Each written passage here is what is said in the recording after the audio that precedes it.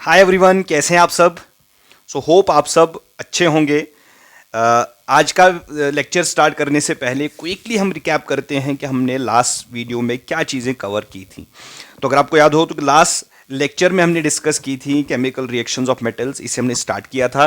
And दो important reactions हमने यहाँ से पढ़ी थी। तो सबसे पहली reaction, it was a reaction of metals with oxygen. जब मेटल्स ऑक्सीजन के साथ रिएक्ट करते हैं तो हमने डिस्कस किया था इस रिएक्शन में मेटल ऑक्साइड प्रोड्यूस होता है, मेटल ऑक्साइड्स आर प्रोड्यूस्ड। एक एग्जाम्पल, फॉर एग्जाम्पल कॉपर की बात करें, copper reacts with oxygen and in this reaction we get copper oxide. तो कॉपर ऑक्साइड प्रोड्यूस होता है, तो metals react with oxygen to produce the metal oxide. तो यहाँ पे पॉइंट ये भी याद रहे कि जो ऑक्सीजन है दैट कम्स फ्रॉम एयर। ये जो आसपास की हवा है, एयर है, वहां से मिलता है ये ऑक्सीजन। देयरफॉर इसको हम आपकी बुक में भी लिखा है मेटल्स का रिएक्शन एयर के साथ में, तो basically it reacts with oxygen. तो सेकंड रिएक्शन जो हमने यहाँ पे डिस्कस किया था, वो था reaction of metals with water. तो हमने पढ़ा कि जब मेटल्स रिएक्ट वाटर के साथ करते हैं तो इस रिएक्शन में हमें मेटल हाइड्रोक्साइड मिलता है, उस मेटल का हाइड्रोक्साइड आपको मिलेगा। In addition to that you also get hydrogen gas. For example sodium की एग्जाम्पल लेते हैं। Sodium reacts with water and in this reaction we get sodium hydroxide and hydrogen gas. तो ये हमने डिस्कस किया था, रिएक्शंस हमने पढ़ी थी।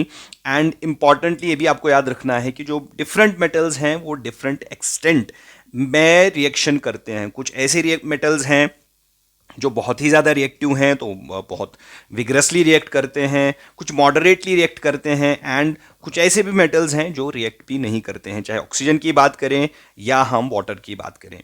तो दोनों केसेस में हमें ये देखने को मिलता है। एंड ये भी हमने पढ़ा था कि जो मेटल के ऑक्साइड्स होते हैं they are basic in nature, वो बेसिक होते हैं नेचर के अंदर मेटल के ऑक्साइड्स। एंड इसमें एक्सेप्शंस हमने क्या पढ़ी थी, एल्यूमिनियम और जिंक की एक्सेप्शंस हमने पढ़ी थी। They are amphoteric in nature. अगर आपको याद हो हमने पढ़ा था they are amphoteric, that is उनका नेचर, इनके ऑक्साइड्स का nature means aluminium and zinc जो है वो जब ऑक्साइड बनाते हैं दे उनके जो ऑक्साइड्स होते हैं वो basic as well as acidic nature आपको दिखाते हैं, ड्यूअल नेचर उनका है। So they are amphoteric nature, ये हमने पढ़ी थी ये बात। सेकेंडली, जब हम मेटल्स की वाटर के साथ में रिएक्शन पढ़ते हैं तो मेटल हाइड्रोक्साइड वहाँ पे बनते हैं, लेकिन यहाँ पे आपको जो मॉडरेटली रिएक्टिव हैं या हम कहेंगे less reactive metals, again such as aluminium की बात करें या आयन की बात करें, तो इस केसेस में हाइड्रोक्साइड्स नहीं बनते हैं। तो इस केस में क्या बनता है, एल्यूमिनियम के केस में if you remember aluminium oxide is formed in this case, okay. And oxygen के केस में आयन का ऑक्साइड बनता है, Fe3O4 is formed in this case, okay. In addition to that hydrogen is also formed. तो ये वो reactions हैं जो हमने लास्ट टाइम कवर की थी। So today we'll again discuss some more reactions of metals. तो let's quickly start. Next reaction जो हमारी है that is the reaction of metals with acid. What happens when metals react with acids. तो अगर आपको याद हो एसिड्स के केस में हमने ऑलरेडी ये रिएक्शन पढ़ी है, एसिड्स की रिएक्शन मेटल्स के साथ में, ऑब्वियसली सेम बात है। तो हमने उसमें क्या पढ़ा था कि जब एसिड रिएक्ट होता है with the metal, so acids की रिएक्शन मेटल के साथ में it will give salt and hydrogen gas. So we can write when metal reacts with an acid, so इस रिएक्शन में आपके पास एक साल्ट प्रोड्यूस होगा एंड एक हाइड्रोजन गैस प्रोड्यूस होगी, as you can see here also. लेकिन question arise होता है क्या, अगेन जिस तरह से पीछे हमने अलग अलग मेटल्स की रिएक्शन पढ़ी थी वो डिफरेंट तरीके से रिएक्ट करते हैं, तो क्या मेटल्स सेम मैनर में एसिड्स के साथ रिएक्ट करते हैं। तो उसके लिए एक एक्टिविटी हमारे पास दी है। इस एक्टिविटी में आपने कुछ मेटल्स के सैंपल कलेक्ट करने हैं एक्सेप्ट सोडियम एंड पोटेशियम। क्यों, ऑलरेडी हम पढ़ चुके हैं कि ये मेटल्स जो हैं they are very reactive. Sodium and potassium air के साथ ओपनली जब इसको रखेंगे तो जो एटमॉस्फेयर में ऑक्सीजन है उसके साथ विगरसली रिएक्ट करेगा। वाटर के साथ इसका रिएक्शन होता है, तो इसको हम अवॉइड करेंगे इन दो मेटल्स को। Then put a sample separately in test tubes containing dilute hydrochloric acid. तो अलग अलग सैंपल्स मेटल्स के अलग अलग टेस्ट ट्यूब्स में रखेंगे। एसिड सेम है, डाइल्यूट हाइड्रोक्लोरिक एसिड हमने लिया है। इसके बाद हम इस अरेंजमेंट को इस तरह से बनाएंगे कि इनमें थर्मोमीटर्स भी हम लगाएंगे।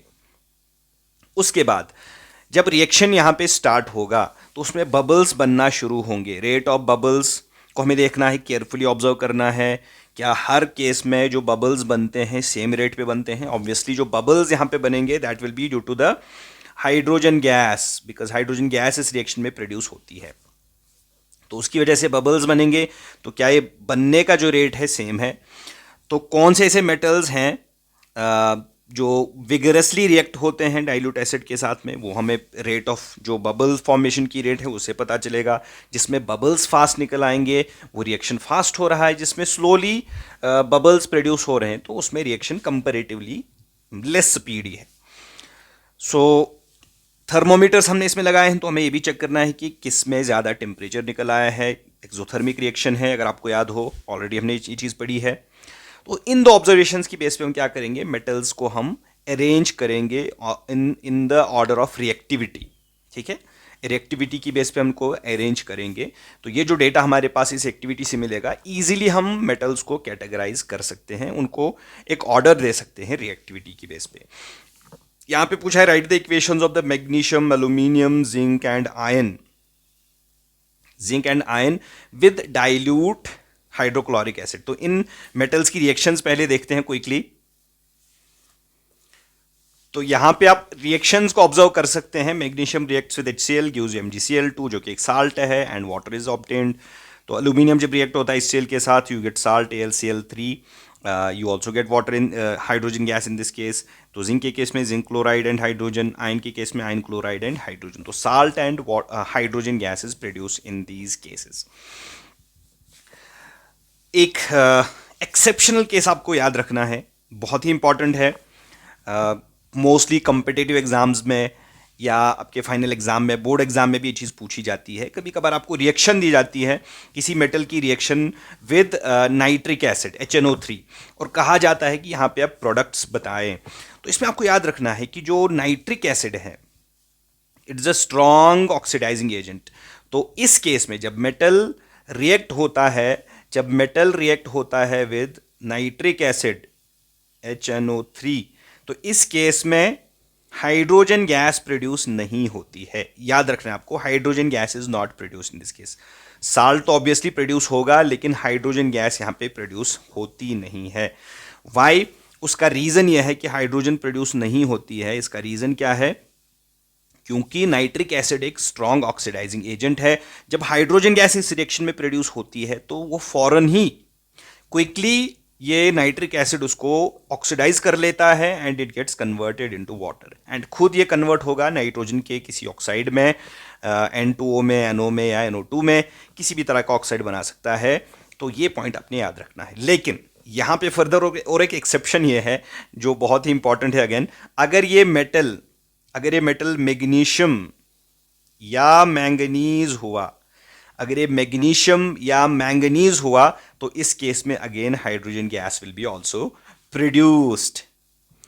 और इसका भी इंटरेस्टिंग रीजन ये है कि ये जो दो मेटल्स है मैग्नीशियम एंड मैंगनीज, ये खुद बहुत ही ज्यादा स्ट्रॉन्ग रेड्यूसिंग एजेंट्स हैं। दे देमसेल्व्स आर, या हम इन अदर वर्ड्स ये कह सकते हैं कि जो नाइट्रिक एसिड है वो उतना स्ट्रॉन्ग ऑक्सीडाइजिंग एजेंट नहीं है कि ये इन मेटल्स को ऑक्सीडाइज कर पाए। बहुत ही ज़्यादा इंपॉर्टेंट पॉइंट है जिसे आपने याद रखना है। नाउ अगर आप इस रिएक्शन में देखें, you must have observed in this activity, जो ऊपर हमने एक्टिविटी की है, जो rate of formation of bubbles was fastest in the case of magnesium. इन सब के केस में मैग्नीशियम के साथ में जो रेट ऑफ बबल्स फॉर्मेशन, क्योंकि उसमें जो बबल्स निकलेंगे ज़्यादा फास्ट निकलेंगे तो वो ज़्यादा रिएक्टिव होगा, एंड हीट भी इसी केस में ज़्यादा होगी। जो हमने थर्मोमीटर से हम जब चेक करेंगे तो हीट भी इसी में ज़्यादा इवॉल्व होगी। तो इन ऑब्जर्वेशंस की बेस पे हम कह सकते हैं कि magnesium is most reactive, then follows the aluminium, then zinc, and the least among the four is iron here. Now copper भी अगर हमने लिया है तो कॉपर के केस में हमें कोई बबल हम देखेंगे नहीं एंड कोई टेम्परेचर चेंज भी हम नहीं देखेंगे। वाई? क्योंकि जो कॉपर है it does not react with dilute acid, ठीक है, डाइल्यूट HCl। तो दैट मीन्स कि बहुत सारे मेटल्स ऐसे हैं जो एसिड्स के साथ रिएक्ट नहीं कर पाते हैं। Similarly the metals like gold की बात करें या प्लैटिनम की बात करें हम, या सिल्वर की बात करें, तो ये मेटल्स भी नॉन रिएक्टिव हैं। They also do not react with acid. Again, again एक इंपॉर्टेंट पॉइंट आपने याद रखना है एक्वा रीजिया के बारे में। तो ये बॉक्स आप देख सकते हैं यहाँ पे, एक्वा रीजिया है, that means the royal water. तो एक्वा रीजिया क्या होता है? It's a freshly prepared mixture of concentrated HCl, hydrochloric acid and concentrated nitric acid in the ratio 3:1। So 3:1 ratio में HCl और HNO3 को जब हम लेते हैं तो रेशियो होगा 3:1। दैट मीन्स HCl के 3 पार्ट्स इसमें हम लेंगे और HNO3 के का 1 पार्ट हम लेंगे। तो इनके कॉन्सेंट्रेटेड एसिड जब हम लेंगे तो इसका मिक्सचर जो है उसी को हम एक्वा रीजिया कहते हैं। तो इस एक्वा रीजिया की प्रॉपर्टी है कि जो नॉन रिएक्टिव मेटल्स हैं such as gold and platinum, उनको ये डिसॉल्व कर पाता है। ठीक है, इंडिविजुअली न तो HCl कर पाएगा, न तो नाइट्रिक एसिड इन मेटल्स को डिसॉल्व कर पाएगा, इनके साथ रिएक्ट कर पाएगा। लेकिन जब हम एक्वा रीजिया मिक्सचर जब लेते हैं तो बहुत ही ज़्यादा कोरोसिव एसिड बनता है, एंड कोरोसिव मिक्सचर रादर हम कह सकते हैं, एसिड्स का मिक्सचर, एंड फ्यूमिंग लिक्विड होता है, इसमें फ्यूम्स निकल आते हैं। So therefore it's able to dissolve the non reactive metals like gold and platinum as well. तो इस पॉइंट को भी आप याद रखेंगे कि एक्वा रीजिया कहा इसे क्यों जाता है, मींस क्या होता है एक्वा रीजिया। क्लियर? तो उसके बाद नेक्स्ट रिएक्शन हमारी है, and that is the reaction of metals with the solution of other metal salts. दूसरे मेटल्स के साल्ट्स अगर हम लेंगे तो उसमें किस तरह की रिएक्शन होती है मेटल्स का मेटल साल्ट्स के साथ में रिएक्शन। तो मेटल साल्ट्स कौन से हैं जो हम जैसे आप यहाँ पे देखेंगे, यहाँ पे मैग्नीशियम क्लोराइड बना है, मेटल का साल्ट है, aluminium chloride, zinc chloride, iron chloride, तो ये सारे मेटल्स के साल्ट्स हैं। तो मेटल्स इनके साथ किस तरह से रिएक्ट करता है, अगर आपको यहाँ पे भी याद हो, ऑलरेडी हमने इस तरह की रिएक्शन पढ़ी है। तो जब हम ये एक्टिविटी देखेंगे तो उसमें ऑब्वियसली आपको ये याद पड़ जाएगा कि हमने ये रिएक्शन कहाँ पे पढ़ी है। सो आपने क्या करना है, you have to take clean wire of copper and iron nail. तो एक आयरन कॉपर की वायर आपको छोटी सी लेनी है, एक आयरन का नेल लेना है। कॉपर वायर को आप क्या करेंगे, सोल्यूशन ऑफ आयरन सल्फेट में डिप करेंगे और आयरन नेल को कॉपर सल्फेट के सोल्यूशन में आप डिप करेंगे। अलग अलग टेस्ट ट्यूब्स में लेंगे एंड 20 मिनट तक हम ये ऑब्जर्वेशंस मींस ऑब्जर्व करेंगे कि क्या यहाँ पे होने वाला है। तो हमें ऑब्जर्व ये करना है कि जो टेस्ट ट्यूब है किस वाले टेस्ट ट्यूब में रिएक्शन हो रही है, and on what basis can you say that the reaction has actually taken place.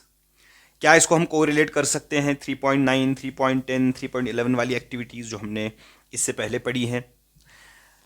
इसकी हमें बैलेंस केमिकल रिएक्शन लिखनी है, जिस केस में भी रिएक्शन हो रही है वहां पे हम रिएक्शन लिखेंगे, एंड किस तरह का रिएक्शन हो रहा है वो भी हमें बताना है।